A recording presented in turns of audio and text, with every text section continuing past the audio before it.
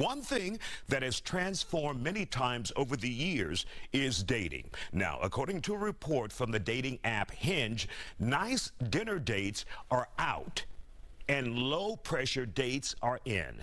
Dr. Angela Jones joins us to talk about the new trend and what it means. Dr. Jones, there's something now, and there's so many damn trends out there. So many trends, Dr. Jones, that we have to get used to now. But the latest is low-pressure dating. So exactly what is that? Low-pressure dating is basically taking the idea of having these fancy, well thought out kind of dates and kind of make them more casual, a little less pressury. So when you meet someone, you can actually connect on the level of like just me and you rather than connecting on what you can do for me or how you look super dressed up. It kind of takes the edge off of the idea and the anxiety of a first date. Well, red flag number one, if someone says, I don't want to be here. I want to be at a fancy steak restaurant. I want you to wine and dine me and spend some money on me. That might be red flag number one if they're not interested in this low pressure dating, which is getting to know each other. Right. Right. So the thing is that when you're doing low pressure dating, you want to make sure you're dating someone or someone is there along with the ride with you. You want them to be in the same car. So if someone's saying, I don't want to be here, this is not nice enough for me, or I want you to spend a lot of money on me, yeah, that could be a red flag for you. If you want someone who really genuinely likes you and really wants to invest in you, that would definitely be a red flag for me. Now, there is this thing, though, that when you're doing low pressure dating, the other person has to kind of know that's what we're doing too.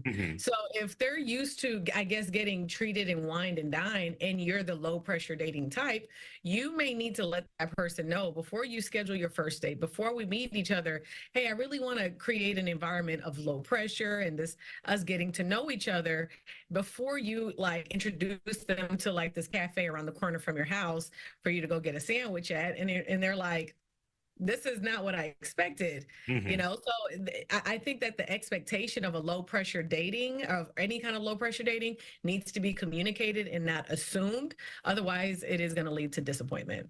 And when I think of low pressure dating to get to know someone, I'm thinking likely you are really interested in this person. And this is not someone you found on an app.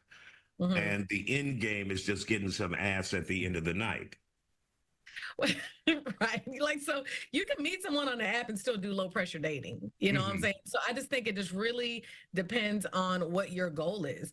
If you want to be able to it's not even about the money. It is about the connection. So a lot of people, they're hearing this term low pressure dating and they're feeling like, oh, this is just because men don't want to spend money or whatever. And it's not really that. It's like we get to a place in our lives where we just want to connect with someone and we want to feel safe with someone. And we may not feel safe if all we're doing is spending money or going to these fancy places. And basically, I feel like those type of dates, if you're constantly only meeting each other in these really expensive places when I'm like all the way done up, it's kind of like you reading the cover of a book every single time and never getting to the content. It can be very surface.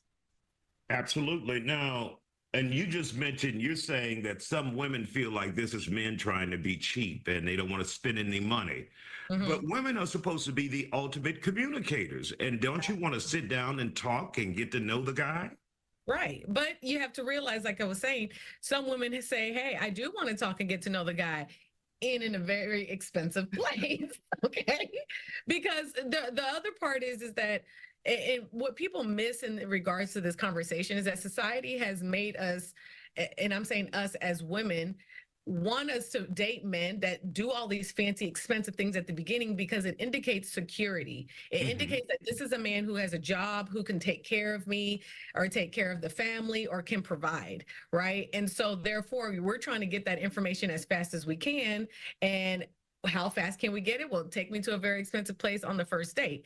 It's just been twisted as time has gone on, as though this is a standard, not realizing that the source of it is really about security, protection, and being a provider for your family.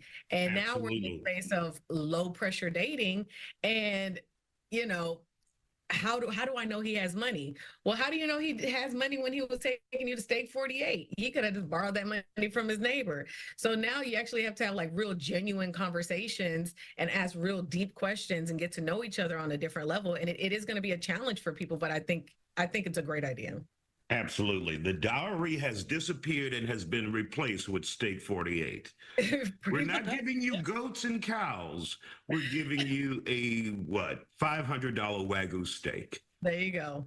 All right, Dr. Angela Jones, always good to see you here on The Factor Uncensored with such great advice.